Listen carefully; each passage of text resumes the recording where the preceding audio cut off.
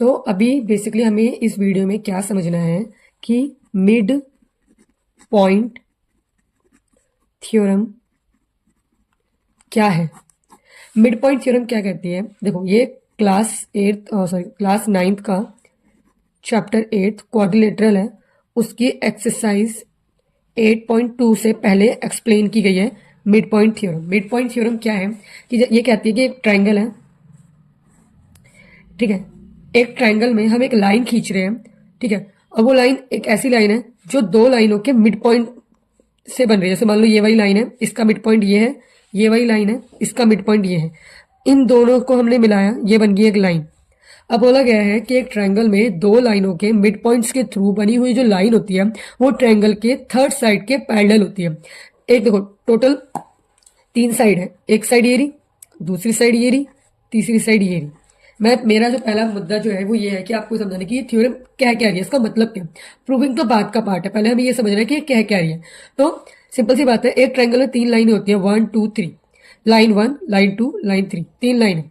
ये थ्योरम ये कह रही है कि दो लाइनों के मिड पॉइंट, इस लाइन का मिड पॉइंट ये है, इस लाइन का मिड पॉइंट ये है, इन दोनों मिड पॉइंट को अटैच करके जो लाइन बन रही है दिस, ये थर्ड लाइन के पैरेलल होती है। हमें ये चीज बतानी है कि एक ट्रायंगल के अंदर दो मिड पॉइंट्स के थ्रू बनी हुई जो लाइन होती है, दो लाइनों के मिड पॉइंट्स के थ्रू बनी हुई जो लाइन होती है वो थर्ड लाइन के पैरेलल होती है। हमें ये इस थ्योरम के थ्रू समझाना है, ठीक है। बेसिकली मान लो ये मेरा एक पॉइंट है ए बी सी, ये मेरे मिड पॉइंट है ई एफ। मुझे ये प्रूफ करना है, इस थ्योरम से मुझे ये प्रूफ करना है, पहले हमें ये समझना है कि हमें प्रूफ क्या करना है कि ई एफ जो है वो पैरेलल है बी सी के। मुझे ये चीज़ प्रूफ करनी है कि जो हमारा ई एफ जो है, ठीक है, वो हमारा पैरेलल है बी सी के। ये चीज़ मुझे प्रूफ करनी है, ठीक है। और ये बोला गया है कि जो ई है वो मिड पॉइंट है ए बी का, और जो एफ है वो मिड पॉइंट है ए सी का। ये पॉइंट इसका मिड पॉइंट है, ये पॉइंट इसका मिड पॉइंट है। डैट मीन्स ए ई बराबर है बी ई के, ए एफ बराबर है सी एफ के, बिकॉज मिड पॉइंट। तो इस थ्योरम में हमें ये समझाना है कि दो लाइन है, ठीक है, दो लाइनों के पैरेलल, दो लाइन जो है उनके मिड पॉइंट से बनी जो लाइन होती है वो तीसरी लाइन के पैरेलल होती है। यही चीज तुम्हारी बुक की लैंग्वेज में दिया। अगर हम बुक के थ्रू इसे रीड करें तो देखो बुक में क्या लिखा है, the line segment joining the midpoint of two side. एक लाइन सेगमेंट, ठीक है, दो लाइनों के मिड पॉइंट्स के थ्रू बनी है, ठीक है, वो पैरेलल होती है थर्ड साइड की। अभी इस चीज के ऊपर फोकस ना करें, मेन अभी इस ट्रायंगल के बिहाफ पर इस चीज को समझने की कोशिश करें। अब जब हम इसकी प्रूफिंग करेंगे तो प्रूफिंग करने के लिए हमें करनी पड़ेगी कुछ कंस्ट्रक्शंस, ठीक है, और उस कंस्ट्रक्शन का पार्ट बनेगी ये लाइन जो हमें ये दिख रही है, ये सी डी और एफ डी, ठीक है। तो मेरा मेन जो अभी तुम्हें समझाना था वो ये था कि ये थ्योरम बोल क्या रही है, ठीक है। अब इसके बाद अब इसे हमें सॉल्व करना है, मतलब प्रूफ कैसे करेंगे, तो वो कैसे करना है अब हम वो देखेंगे, ठीक है। तो अब हमने ये थ्योरम प्रूफ कर रखी है, अब हम इसे समझेंगे कैसे। पहले दोबारा से मीनिंग समझते हैं। The line segment joining the midpoint of two sides of a triangle is parallel to the third side. मेरा ये मान लो ए बी सी एक ट्रायंगल है जिसमें ई और एफ जो है वो मिड पॉइंट है गिवन। देखो, चाहे थ्योरम हो चाहे तुम्हारे प्रूविंग वाले क्वेश्चन हो, सबसे पहले आपका एक फॉर्मेट होता है इनको करने का, जिसमें हमारी बेसिकली सबसे बेसिक जो होती है वो 3 चीजें होती है। चौथी चीज जो होती है वो डिपेंड करती है, हर क्वेश्चन में नहीं होती है वो, ठीक है। फर्स्ट ऑफ ऑल गिवन, कि हमारे को गिवन क्या है। सबसे पहले हमें गिवन लिखना होता है कि हमें गिवन क्या है, क्वेश्चन में दिया क्या है। सेकंड, टू प्रूव, हमें प्रूफ करना होता है, ठीक है। टू प्रूव मतलब कि क्या प्रूफ करना है ये लिखना होता है। फिर आता है प्रूफ, उसे करते प्रूफ कैसे करना है ये है। गिवन मतलब क्वेश्चन में क्या चीजें हमें दी हुई है, प्रूव मतलब क्या चीज आपको सिद्ध करनी है, क्या चीज आपको प्रूव करनी है, ठीक है। और प्रूफ मतलब जो चीज आपको प्रूव करनी है उसका एक्सप्लेनेशन होता है, उसको करके दिखाता है। कंस्ट्रक्शन हर क्वेश्चन में नहीं होती है, ठीक है, पर ये भी हमारा एक पार्ट होता है। अगर आपको कहीं कंस्ट्रक्शन अपनी एक डायग्राम में अपनी तरफ से भी कुछ कंस्ट्रक्शन करनी पड़े, मतलब कि ये जो लाइन है इस लाइन के थ्रू तो मुझे बस इतना पता चल रहा है कि भाई एक ट्राइंगल है जो ये है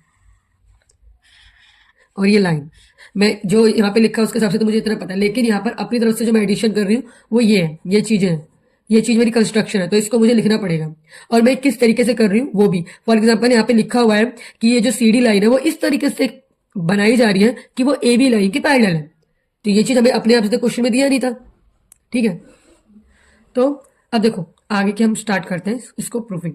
सबसे पहले हमने गिवन लिखना है। गिवन में क्या दिया है कि भाई A B C D is sorry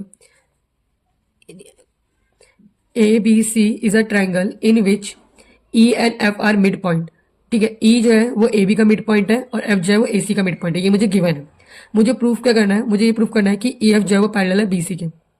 ठीक है। अब देखो मैंने कंस्ट्रक्शन क्या करी है, कंस्ट्रक्शन मैंने ये करी है कि भाई मैंने ये जो सी है, सी से एक लाइन ड्रॉ करी है इस तरीके से, सी डी एक इस तरीके से लाइन ड्रॉ हुई है कि ए बी के वो पैरेलल है। अब हमें देखो सिंपल सी बात है, मुझे कैसे भी करके इस लाइन को इस लाइन के पैरेलल प्रूफ करना है। तो इस लाइन को इस लाइन के पैरेलल प्रूफ करने के लिए सबसे पहले हम क्या करने वाले हैं कि हम इन दोनों ट्राइंगल्स को आपस में बराबर करने वाले हैं। ठीक है, इन दोनों ट्राइंगल्स को कॉन्ग्रुएंट प्रूफ करना है। पहले समझो कैसे करेंगे। हमें दिया हुआ है कि ए बी जो है वो पैरेलल है सी डी के, कंस्ट्रक्शन के थ्रू ये चीज हमें गिवन नहीं है। कैसे ये चीज हमने कंस्ट्रक्शन के थ्रू निकाली है कि भाई ये लाइन इस लाइन के पैरेलल है। जब ये लाइन इस लाइन के पैरेलल है, ठीक है, तो ये वाली जो लाइन है ना ईडी, ईडी ट्रांसवर्सल लाइन है, क्योंकि दो पैरेलल लाइन को कट करने वाली जो लाइन होती है, बीच की लाइन जो होती है, दो लाइन पैरेलल है, उसको जो तीसरी लाइन कट करती है ऐसे, ये हमारी ट्रांसवर्सल लाइन होती है। ठीक है, अब जिसकी वजह से ये बीच के जो एंगल्स होते हैं ये इक्वल होते हैं। अब सिंपल सी बात है, ये वाली जो लाइन है वो इस वाली लाइन के पैरेलल है और इन दोनों लाइनों के बीच में ये लाइन जा रही है, ये लाइन जा रही है ऐसे। ठीक है, अब ये जो लाइन जा रही है, ठीक है, इससे मुझे क्या पता चल रहा है कि भाई यहाँ पर जो एंगल्स बनने वाले हैं वो मेरे क्या हो जाएंगे, इक्वल हो जाएंगे। कैसे कि भाई ए ई एफ ये वाला जो एंगल है, ठीक है, ये मेरा सी डी एफ, इस ये वाला एंगल मेरा इस वाले एंगल के बराबर होगा, ऑल्टरनेटिव एंगल। सिंपल सी बात है, ये लाइन मेरी इस लाइन के पैरेलल है, ये लाइन मेरी इस लाइन के पैरेलल है, इनके बीच में ये क्या कहते हैं ट्रांसवर्सल लाइन है। अब मैंने जब इस डायग्राम को ध्यान से देखा तो यहाँ पर ऑल्टरनेटिव एंगल बन रहे हैं, क्योंकि ऑल्टरनेटिव एंगल्स कहाँ बनते हैं, जब दो लाइन पैरेलल होती है और उनके बीच में एक लाइन जारी होती है जो ट्रांसवर्सल लाइन होती है, तो उनके बीच के जो एंगल्स होते हैं वो इक्वल होते हैं। वो ऑल्टरनेटिव एंगल्स भी बना सकते हैं, वो कॉरस्पॉन्डिंग एंगल्स भी बना सकते हैं। ठीक है, तो उसके भी यहाँ पर मैं बता रही हूँ, अभी तो यहाँ पे ऑल्टरनेटिव एंगल बन रहा है, तो ये एंगल मेरा इस एंगल के बराबर है। ये चीजें तो कंस्ट्रक्शन के थ्रू ड्राइव हुई है, बनी है, तो वो तो शुरुआती लग गया। प्रूफिंग कैसे शुरू होगी, प्रूफिंग मेन यहाँ से शुरू हो रही है कि हमने लिया ए ई एफ और सी डी एफ। अभी क्यों लिया वो भी मैं रीजन दूंगी कि हमने यही क्यों लिया। देखो पहले नंबर हम क्या करने वाले हैं, सबसे पहले हम ये करने वाले हैं कि इस वाले ट्रायंगल को और इस वाले ट्रायंगल को, इन दोनों ट्रायंगल्स में इन दोनों को हम कॉन्ग्रुएंट प्रूफ करने वाले हैं। ठीक है, कैसे प्रूफ करेंगे कि भाई हमें सबसे पहले तो यही पता है कि ये वाला एंगल, ये वाला जो एंगल है हमारा वो इस वाले एंगल के बराबर है, क्योंकि ऑल्टरनेटिव है, पहले प्रूफ हो गया। ये वाला एंगल इस वाले एंगल के बराबर है, क्योंकि जब दो लाइन एक दूसरे को इंटरसेक्ट करती है तो वर्टिकली अपोजिट एंगल फॉर्म होते हैं, लेकिन आमने सामने वाले एंगल्स बराबर हो जाते हैं। ठीक है, उसके अलावा जो हमारा ए एफ है, ये वाली जो लाइन है वो हमारे सी एफ के बराबर है। रीजन, ये मिड पॉइंट है, ये लाइन इस लाइन के बराबर है, ये एंगल इस वाले एंगल के बराबर है और ये दोनों एंगल भी बराबर है। ठीक है, तो हमारे ये जो दोनों एंगल्स हैं, ठीक है, इनके बीच में ये लाइन एंगल्स के बीच में ये लाइन आ रही है, तो सॉरी उल्टा बोल दिया मैंने, ये दो हमारे एंगल है और एक हमारी साइड है। ठीक है, अब यहाँ पर एंगल साइड इसलिए लग रहा है क्योंकि जो साइड है वो बीच की साइड नहीं है, एक एंगल ये है, एक एंगल ये है, एक एंगल ये है, एक एंगल ये है। तो अगर ये बीच की लाइन होती तो मैं एंगल लगा देती, लेकिन दो एंगल ये रहे और साइड में है, तो यहाँ पर एंगल साइड रूल लगेगा। जब ये वाला पूरा ट्रायंगल इस पूरे ट्रायंगल के बराबर हो गया है, तो इसका मतलब मैं ये बोल सकती हूँ कि भाई ये वाली जो लाइन है वो भी इस वाली लाइन के क्या हो जाएगी, बराबर सीपीसीटी। मेरा ये जो कॉन्ग्रुएंट करना था, इसका रीजन ये था कि मुझे इस वाली साइड को इस वाली साइड के क्या करना था, इक्वल करना था। अभी तक मुझे ये पूरी लाइन इस लाइन के पैरेलल दी थी, बट अब मैंने क्या कर दिया कि ये लाइन भी इस लाइन के क्या है, इक्वल है। अब सिंपल सी बात है कि जो हमारी ई ए है, ठीक है, वो बराबर है ई बी के, ये लाइन इस लाइन के बराबर है, ये लाइन इस लाइन के बराबर है। ठीक है,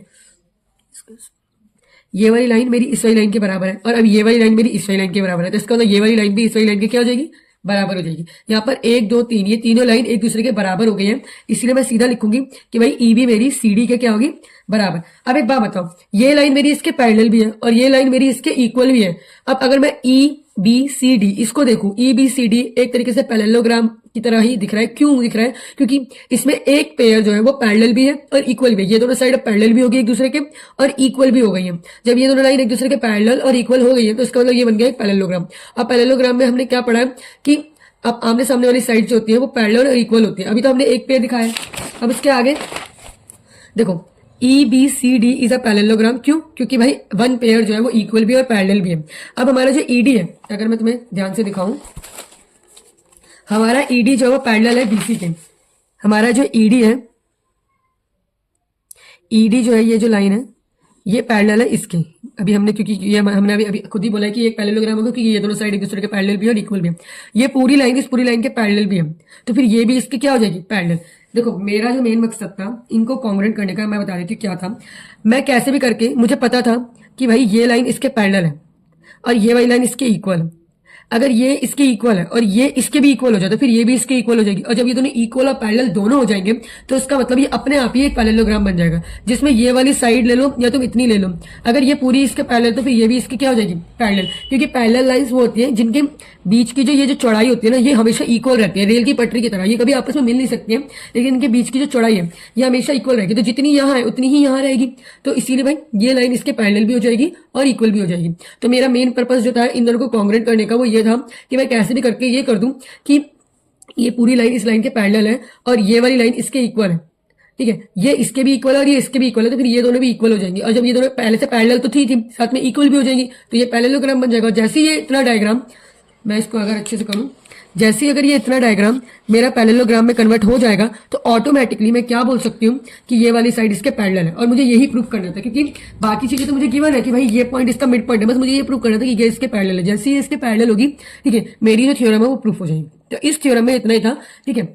आपको ऐसे पेपर में भी पूरी आ सकती है कि आपको बस यहाँ से लेके यहाँ तक लाइन लिख के दे देगा और आपको बोलेगा करो, बाकी डायग्राम ये सारा आपको खुद करना है, और इतना कुछ कॉम्प्लिकेटेड या हार्ड नहीं है, समझ के करोगे तो हो जाएगा। और बाकी ये जो थ्योरम है इसका यूज बहुत सारे क्वेश्चंस में होगा, ठीक है, इस थ्योरम के बिहाफ पर ही आपके बहुत सारे क्वेश्चन सॉल्व होंगे। आपको बस इतना याद रखना है कि ट्रायंगल में दो मिड पॉइंट्स के थ्रू बनी लाइन जो होती है वो थर्ड साइड के पैरेलल होती है, ठीक है। तो आज के लिए इतना ही।